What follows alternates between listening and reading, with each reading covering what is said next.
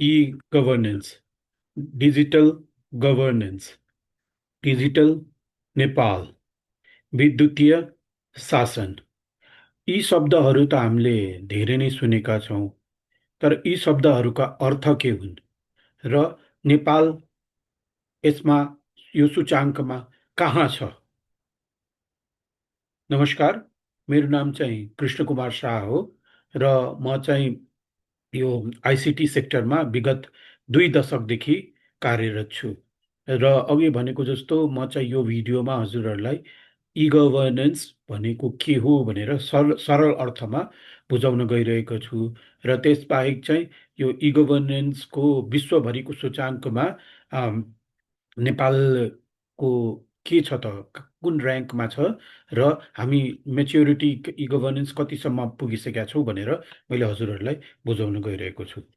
अब ई गभर्नेन्स भनेको के हो त? विद्युतीय शासन जुन भन्छौँ, जुन गभर्नेन्स चाहिँ विद्युतीय माध्यमबाट उपलब्ध गराउनलाई हामी ई गभर्नेन्स भन्छौँ। भनेपछि नागरिकलाई केन्द्रबिन्दु बनाई छिटो, छरितो, मितव्ययी, पारदर्शी, प्रभावकारी रूपमा सेवा र सुविधाहरू आइसिटीको प्रयोग गरी सर्वसुलभ रूपमा, होइन, जहाँ प्रदान गर्ने सेवा सुविधाहरू लगातार हुनु पर्यो, समयमा, स्तरीय, सजिलै 24/7 भनेपछि 24 घण्टा 7 दिन सरोकारवाला सबैले इलेक्ट्रोनिक फर्मेटमा प्राप्त गर्ने सेवा सुविधालाई हामी ई गभर्नेन्स भन्न सक्छौँ भने। जस्तो तपाईँको हामीले हेर्ने हो भनेदेखि पहिला हामी वडा कार्यालयमा गएर तपाईँको पैसा तिरेर गर्थ्यो भनेदेखि अहिले इलेक्ट्रोनिक वेमा हामीले त्यसलाई पेमेन्ट गर्न सक्छौँ, होइन।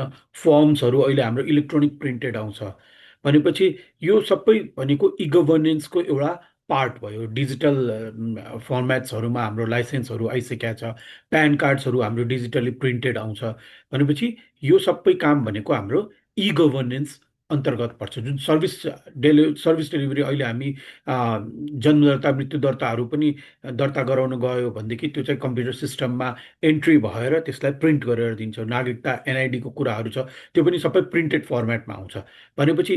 र सर्भिसहरू जुन छ, सर्भिसहरू पनि हाम्रो इलेक्ट्रोनिक आइसिटीको सिस्टम्सहरू युज गरेर प्रोभाइड गरेका छ। यो सबैलाई हामी ई गभर्नेन्स भनेर भन्न सक्छौँ।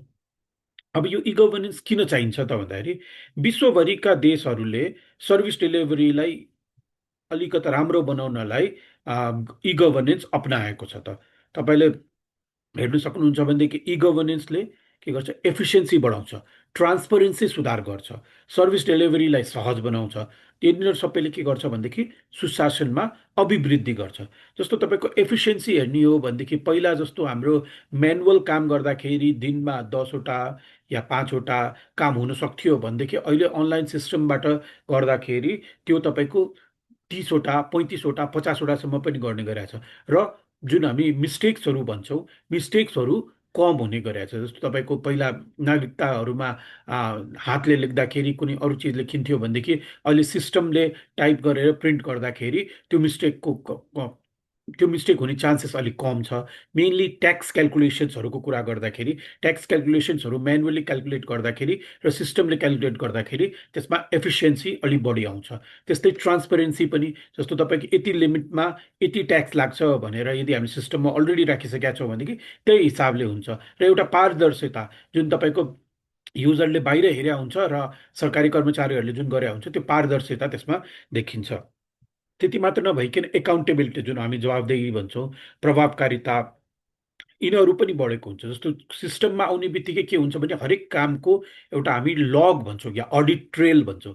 कसले कुन बेला कति बजी के काम गरेको थियो भनेर सबै रेकर्ड बस्छ र त्यो पछि हामीले रिट्रिभ गर्न सक्छौँ। त्यसले गर्दाखेरि हामी सिस्टममा जाने बित्तिकै ई गभर्नेन्स लागू गर्ने बित्तिकै जो युजरले जे काम गरे हुन्छ त्यसको लागि ऊ जवाबदेही हुन्छ।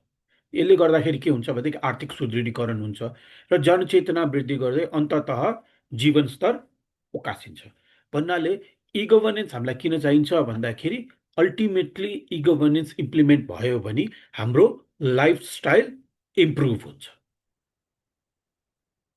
अब यो त मैले हजुरहरूलाई ई गभर्नेन्सको बारेमा बताएँ, होइन। अब यो आइसिटी डोमेन भनेर जुन छ, त्यो आइसिटी डोमेनमा नेपाल चाहिँ कुन चाहिँ पोजिसनमा छ भन्ने कुरा।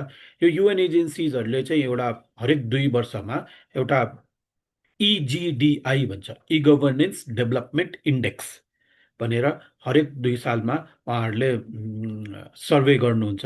यसमा चाहिँ तपाईँको online service delivery, human index र हाम्रो इन्फ्रास्ट्रक्चरको इन्डेक्सलाई उहाँहरूले समअप गरेर कुन कुन कति छ, कतिको सर्भिस डेलिभरी भइरहेछ, हाम्रो आइसिटीसँग दक्ष कर्मचारीहरू कति छन् र आइसिटीसँग रिलेटेड इन्फ्रास्ट्रक्चरहरू कति छन् भनेर यो तिनटाको प्यारामिटर्समा बेसिसमा सर्वे गरेर इजिडिआई भनेर तपाईँको पोइन्ट्सहरू गर्छन् र त्यो पोइन्ट्सको आधारमा ऱ्याङ्किङ्सहरू उहाँहरूले गर्नुहुन्छ। यो चाहिँ 193 कन्ट्रिजमा गर्दाखेरि नेपालको 2024 जुन लास्ट हाम्रो रिपोर्ट छ, 2024को रिपोर्टमा 119औँ स्थानमा नेपाल थियो। हेर्नुहुन्छ भनेदेखि 2020 2022मा हामी 132बाट 125 र 125बाट 119मा हामी माथि नै चढिरहेको छौँ, जबकि 2018मा हामी एकचोटि 117 पनि पुगेका थियौँ। तर यसलाई अझै इम्प्रुभ गर्ने ठाउँ छ। हाम्रो छिमेकी देशहरूको हेर्ने हो भनेदेखि भारत 97th पोजिसनमा छ भनेदेखि अफगानिस्तान 188th पोजिसनमा छ। त्यस्तै टप 10 कन्ट्रिजहरू हेर्ने हो भनेदेखि डेनमार्क, इस्टोनिया, डेनमार्क नम्बर 1मा छ भनेदेखि इस्टोनिया नम्बर 2मा छ। इ गभर्नेन्सको हामीले जहाँ पनि इक्जाम्पल दिँदाखेरि हामीले इस्टोनियाको सिस्टमको बारेमा इक्जाम्पल दिइरहेको हुन्छौँ। कति स्मुथली एउटै कार्डबाट एउटै आइडीबाट तपाईँको त्यहाँ काम भइरहेछ र कति स्मुथली गर्न सकिन्छ भनेर तपाईँको इस्टोनियाको इक्जाम्पल दिएको छ। यो यो टेबलमा हेर्नुभयो भनेदेखि यसमा 6वटा युरोपको कन्ट्री छ भनेदेखि जम्मा 3टा एसियाको छ भने अफ्रिकाको कुनै पनि कन्ट्रीहरू टप 10मा परेको छैन। अब यो त मैले तपाईँहरूलाई इ गभर्नेन्स डेभलपमेन्ट इन्डेक्सको बारेमा बताएँ। अब इ गभर्नेन्स कुनै पनि कन्ट्रीमा लागू गर्दाखेरि त्यो कसरी म्याच्योर हुन्छ भनेर यो 4 phase maturity model for e governance भनेर युएनले 2002मा गरेको थियो। यसको आधारमा के हुन्छ भनेदेखि यसलाई 4वटा स्टेजमा भनिन्छ हाम्रो कुनै पनि इ गभर्नेन्सको मेच्योरिटी।